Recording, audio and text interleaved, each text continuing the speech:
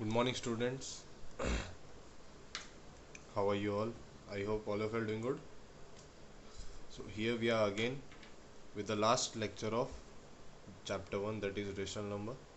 We have already completed the chapter, but we'll wrap the chapter today by just summing up some of the things which were and which is to be considered while solving the question of this chapter. तो ये chapter करने के लिए ये कुछ चीज़ें हैं जो आपको पता होनी चाहिए. तो we will discuss all the important concepts and will sum up the chapter. सबसे पहला इम्पोर्टेंट कंसेप्ट था कि कोई भी नंबर, कोई भी दो रेशनल नंबर जब ऐड होने होते हैं, तो उनके डिनोमिनेटर्स क्या होने चाहिए? सेम. तो मैंने बताया था डिनोमिनेटर सेम कैसे करेंगे, तो एलसीएम लेगा. तो 5 होती है एलसीएम 15. इसको 15 बनाने के लिए 3 से मल्टीप्लाई करा, 3 नीचे कराया तो 3 ऊपर भी कराना पड़ेगा. इसको 15 बनाने के लिए 5 से नीचे कराया तो ऊपर भी. ठीक है. तो ये हो गया 6/15, ये हो गया 5/15. एक और बात, ये सब चीज़ें बोलने की नहीं, आप 8th क्लास में आ गए, बट फिर भी मैं रिपीट कर देता हूँ. जब भी आप प्लस कराते हैं तो डिनोमिनेटर्स कभी प्लस नहीं होते. डिनोमिनेटर एज इट इज़ रहता है.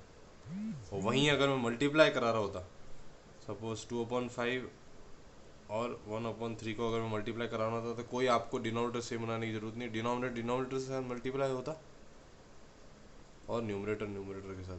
तो मल्टीप्लाई और एडिशन दोनों डिफरेंट है. Both of them are different. Multiplication के अंदर डिनोमिनेटर्स भी ऐड होते हैं, न्यूमरेटर्स में न्यूमरेटर्स भी मल्टीप्लाई होते हैं. मल्टीप्लाई के अंदर न्यूमरेटर्स भी मल्टीप्लाई होते हैं, डिनोमिनेटर्स भी. प्लस के अंदर सिर्फ न्यूमरेटर्स प्लस होते हैं, डिनोमिनेटर नहीं होता. ये आपको पता होना चाहिए. बेसिक्स है, ये छोटी क्लासेस में सबको बताया गया होता है. एक और एग्जांपल जो मुझे बताना है आपको वो ये है, वो क्वेश्चन जो अपन ऑलरेडी बार बार देख चुके हैं, वो ये था, subtract the sum of 1/3 and 2/5 from the sum of 7/5 and 2/3. तो ये क्वेश्चन आपको बार बार दिखेगा, एग्जाम में भी दिखेगा. तो इसमें कंफ्यूज नहीं होना है. आपको क्या कराना, सब्ट्रैक्ट किसको? तो सम ऑफ, इसके सम को सब्ट्रैक्ट कराना है इसके सम से. सब्ट्रैक्ट कराना है इसके सम को इसके सम से. मतलब फ्रॉम आ गया, सब्ट्रैक्ट भी आ गया, और ये दोनों ब्रैकेट के अंदर भी डाल दिया मैंने. उससे आपको सामने क्लियर हो गया क्वेश्चन की ये चीज़ अलग है, ये चीज़ अलग है, और ये पूरा क्वेश्चन अलग है. तो फ्रॉम का मतलब पहले ये वाला चीज़ आएगा, तो मतलब 7/5 प्लस 2/3 पहले आएगा. ठीक है. फ्रॉम वाला कंसेप्ट याद है, मैंने आपको बताया था. फ्रॉम आता है तो लास्ट वाला पहले आता है और वो बाद में. तो ये पहले आ गया, माइनस 1/3 माइनस 2/5. तो आप क्या करेंगे, पहले बॉड मास के हिसाब से पहले ब्रैकेट सॉल्व कराएंगे. तो ब्रैकेट जैसे सॉल्व कराया, ब्रैकेट सॉल्व करने की जो भी answer I am not discussing, just अपन एक ओवरव्यू ले रहे हैं चैप्टर का. ठीक है. एक और एग्जांपल, नंबर लाइन में अगर नेगेटिव का नंबर आ जाए बड़ा, जैसे -21/4, अगर ऐसा नंबर आ जाए तो क्या करेंगे, मैंने आपको बताया था नंबर लाइन जब भी ड्रॉ होती है तो पॉजिटिव हमेशा आपके राइट हैंड साइड में बनता है, नेगेटिव हमेशा आपके लेफ्ट हैंड साइड में बनता है. तो अभी नेगेटिव नंबर है तो अपन 0 यहाँ बनाएंगे. अगर पॉजिटिव नंबर तो 0 यहाँ होना है, तो इधर 1 2 3 4. लेकिन यहाँ अभी नेगेटिव नंबर है तो इस तरफ बनाएंगे. तो -1 -2 -3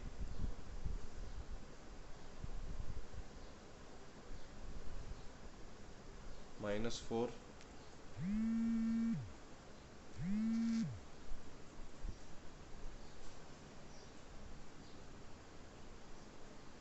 -5. ठीक है. एक और बात मैं आपको छोटी सी चीज़ बताना चाहूँगा. आपके मन में डाउट आना चाहिए था कि सर क्या 0 से 1, 1 से 2, ये सबके बीच में गैप सेम होना चाहिए, स्केल से बनाना है. Obviously you have to draw it with scale.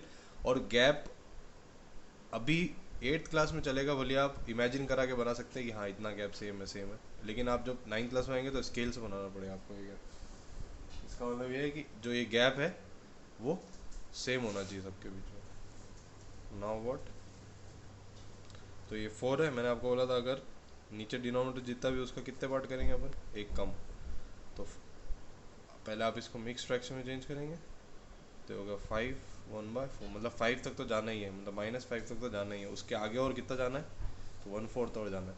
तो 4 है तो अपन 3 पार्ट में डिवाइड करेंगे, तो 1 2 और 3, यहाँ पर 6 आएगा। सो नाउ व्हाट, 5 1/4, तो 5 तक आ गए, ये आपका 1/4। तो this is the point. I hope I am clear. तो these are some of the things जो आपको पता होनी चाहिए थी सॉल्व करने के लिए। ठीक है, ये कॉमन मिस्टेक्स है जो स्टूडेंट कमिट करते हैं, नेगेटिव इस तरफ बनाना, पॉजिटिव उस तरफ। माइनस प्लस का ऐसा it's not a compulsion, but अगर अपन स्टैंडर्ड फॉर्म पढ़े तो हमेशा नेगेटिव लेफ्ट साइड में बनता है और पॉजिटिव राइट साइड में। और I have already told you, पहले मिक्स फ्रैक्शन में चेंज करेंगे, फिर अपन नंबर लाइन पे डिनोट करेंगे। और gap should be imagined same, मतलब एक जैसा इमेजिन कराओगे आप, भले स्केल से करो या विदाउट स्केल भी कर सकते हो। मैं स्केल लेके नापूंगा नहीं कि आपने सेम गैप रखा है कि नहीं। देखो मेरे भी गैप थोड़े अलग अलग से हो रहे हैं, this should not be done, gap same रहने चाहिए। 9th क्लास में आके आपको स्केल से बनाना पड़ेगा, तो अभी से प्रैक्टिस करेंगे तो it will be good. Thank you so much. I have already wrapped the chapter, will start the new chapter most probably on Monday. So if you have any queries or any doubts, you can comment or you can text me. Thank you so much.